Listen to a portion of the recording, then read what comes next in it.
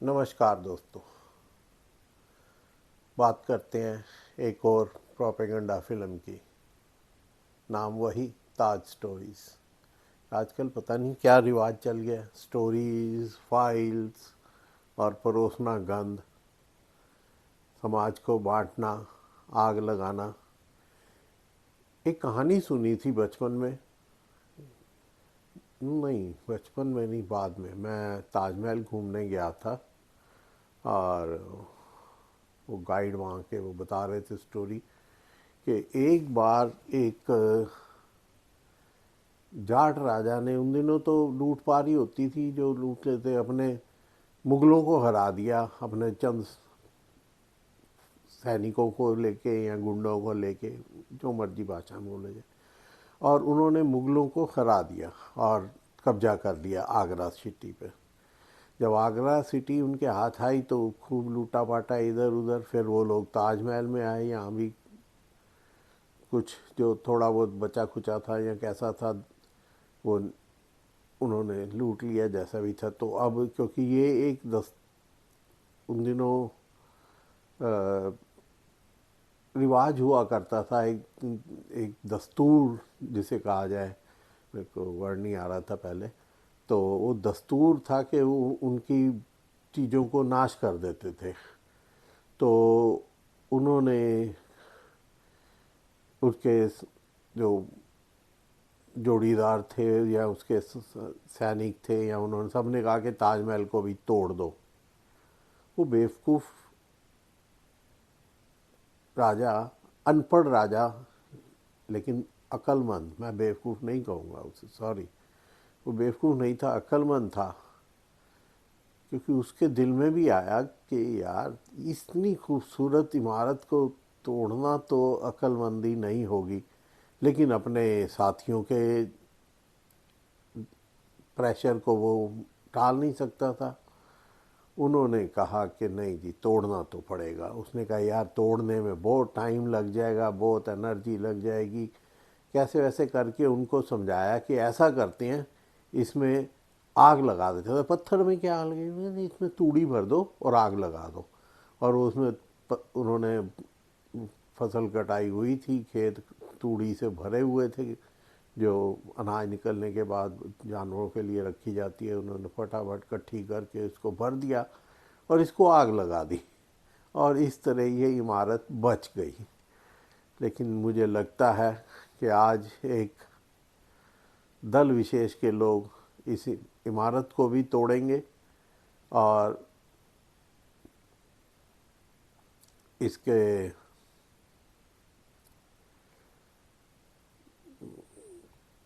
इसके पीछे की परंपरा को भी तोड़ेंगे। समझ नहीं आता उनको क्या हासिल होगा। अगर ये मंदिर है, ये एक यूनेस्को हेरिटेज साइट है, ये मंदिर है तो भी, ये मस्जिद है तो भी, ये रहेगी तो ऐसी ही। इसको तुम छेड़ नहीं सकते, ये एक अंतर्राष्ट्रीय कानून है, पहली बात। और तो रहने दो, क्यों क्लेश करवाते हो।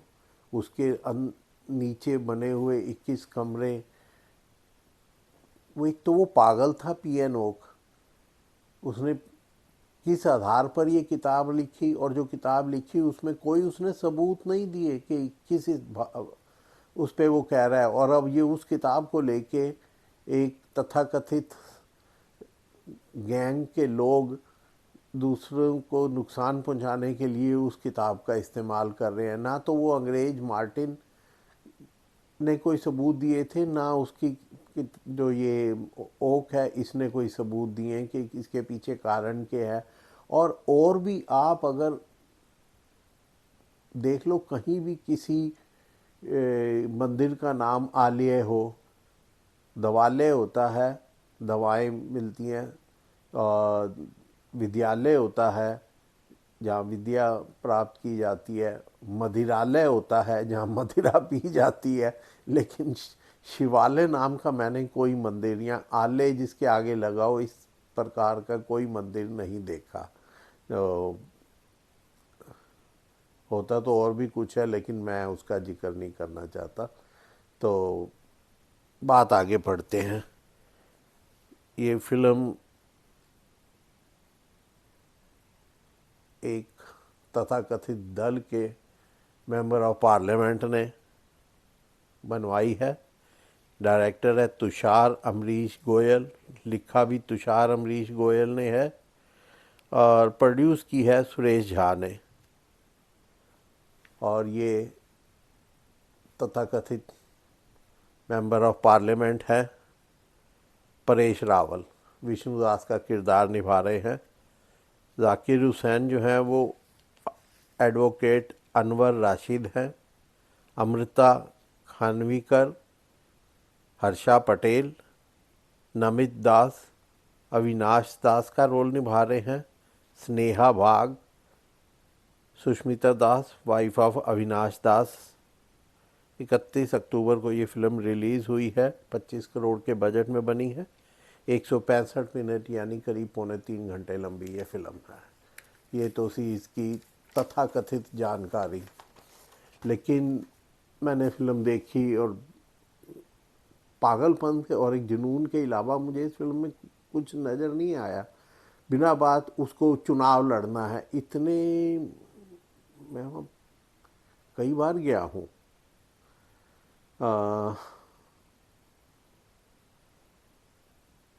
समझ नहीं आता वहाँ पे इतने तो कोई गाइड भी नहीं है और कोई इतना ऐसा है भी नहीं।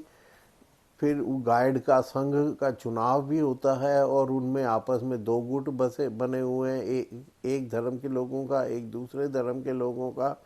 और एक धर्म को इतना बुरा ही दिखाया जाता है कि उसके लेवल पर तो बड़े ऊंचे ऊंचे लेवल तक के लोग उनके साथ इन्वॉल्व हैं कि हमारा धर्म का ही बंदा प्रेसिडेंट बनना चाहिए। और दूसरी तरफ ये अकेला विष्णुदास और अपने 3-4 बेवकूफ़ साथियों के साथ ये चुनाव लड़ रहा है। और इसका बाप भी कभी बेहूदी हरकतों की वजह से निष्कासित किया गया था गाइड्स की एसोसिएशन से। और इसको भी ये एक दिन दारू पी के बात धर्म की कर रहा है और पी रहा है दारू, और दारू पी के बहुत अनाप शनाप बक देता है जिसे कोई रिकॉर्ड कर लेता है। आजकल तो हर आदमी वीडियो कैमरा जेब में डाल के घूम रहा है, यानी कि अपना फ़ोन, और उसको वायरल कर देता है। वायरल भी बड़ी आसानी से हो जाता है, बड़ी जल्दी अभी। एनीवे, तो बात अब उस वजह से इसको भी निष्कासित कर दिया जाता है। तब इसको ताव उठता है। जब तक इसको वहाँ से खाना मिल रहा था तब तक सारा धर्म ठीक था, तब तक सब कुछ ठीक था। अब इसको याद आती है उस बंदे की। पहले तो एक ये बेवकूफ़ा वकील ढूंढता है। वकील कहता है सबूत लाओ। वो तो सही बात है, सबूत नहीं तो क्या फ़ायदा। तो ये उस वकील से वो एक इसको अपने बाप की डायरी में एक खत मिलता है जो उस किताब यानी वो ओक साहब की, और वो ओक के घर पहुंचता है। वहाँ से वो कुछ चीज़ें ले सबूत आता है और फिर ये कोर्ट में केस दायर करते हैं। और लंबी चौड़ी बकवास बाजी, बोरिंग, सिरदर्द कोर्ट सीन के बाद जो होता है वो तो आप फिल्म में ही देखना, मैं इतना वो नहीं करता। लेकिन मूर्खता, मूर्खता और महामूर्खता, समाज को बांटने की कोशिश की गई है।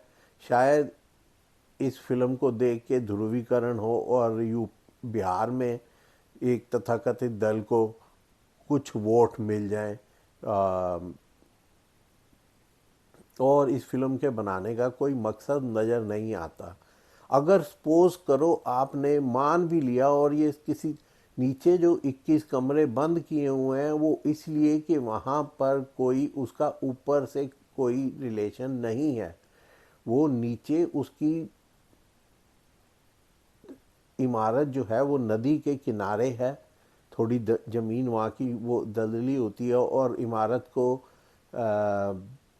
मॉइस्चर भी चाहिए लेकिन एकदम पानी भी नहीं चाहिए। और उसकी इतनी बड़ी और भारी इमारत है तो उसके नीचे जड़ें मजबूत होनी चाहिए, उसकी नींव सॉलिड होनी चाहिए। तो उसकी नींव को इंस्टेड के एक बहुत बड़ा पूरा आप ढांचा नीचे इतना बड़ा वो गाड़ के बनाओ उन्होंने, क्योंकि देखो, एक सरिया मोड़ना आसान है लेकिन एक पाइप को मोड़ना आसान नहीं है, ये फिजिक्स का लॉ है।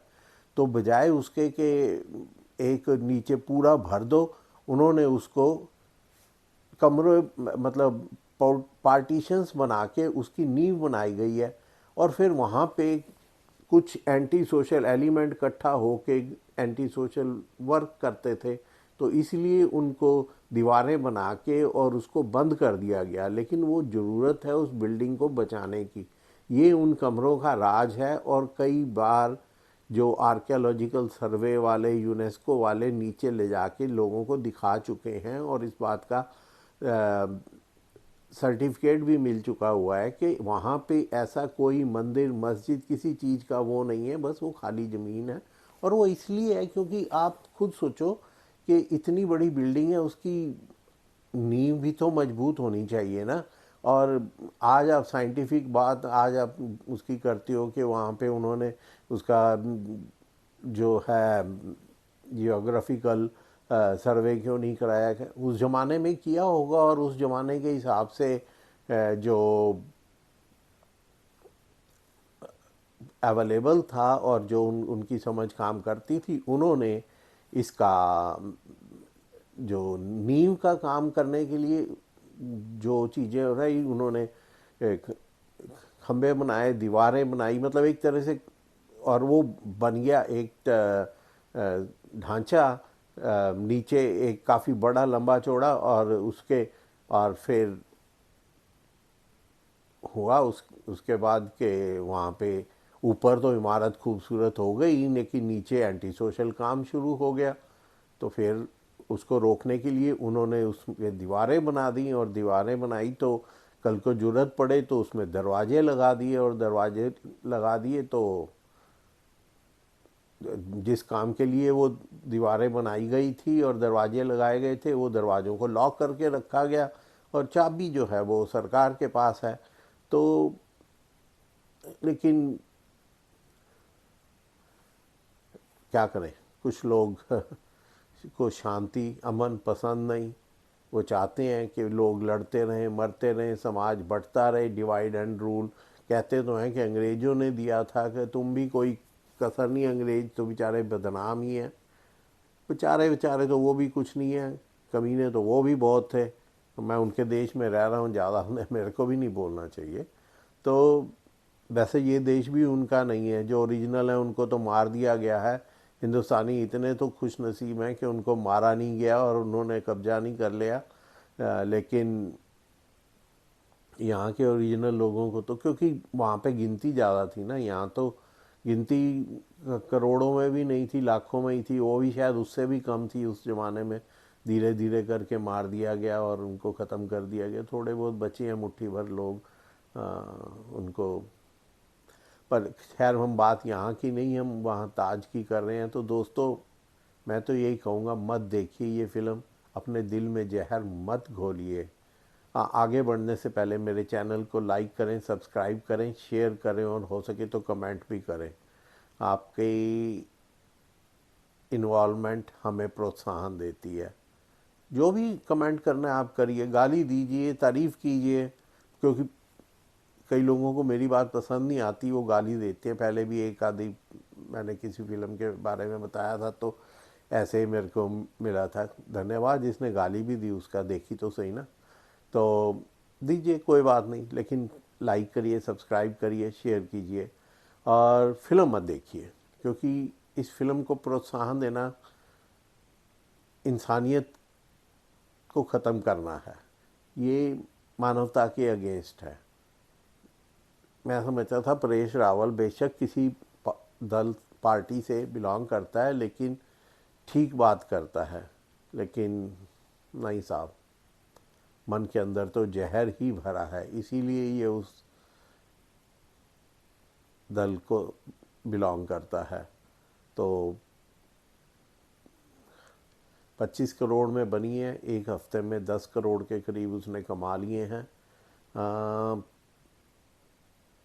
मेरे को नहीं लगता कि ये फ़िल्म अपनी लागत भी वसूल पाएगी, लेकिन लागत वसूलने की इच्छा किसको है? ये तो बिहार इलेक्शन को ध्यान में रखकर बनाई गई और इस टाइम पे पेश की गई, वरना इसकी ज़रूरत किसको है। फिर कहीं और इलेक्शन होगी, अभी बंगाल में होगी, फिर ऐसी कोई और फिल्म आ जाएगी। ये चुनाव के टाइम ही आती हैं ऐसी फिल्में। बंगाल फिल्म तो उनकी, बंगाल वो रो रहा था बंदा के हमारे पास तो वापस जाने के किराए भी नहीं है, और वो ट्रैवल करते हैं फर्स्ट क्लास में, फ़्लाइट में। अगर इतने ही वो थे तो इकॉनमी क्लास में फ्लाई करते ना, या रेल से जाते। लेकिन नहीं, बोलने के लिए कुछ भी बोल दो, कौन वेरीफाई करता है यार। मुझे इजाज़त दो, मैं ऐसे लोगों के बारे में क्या बताऊं। नमस्कार।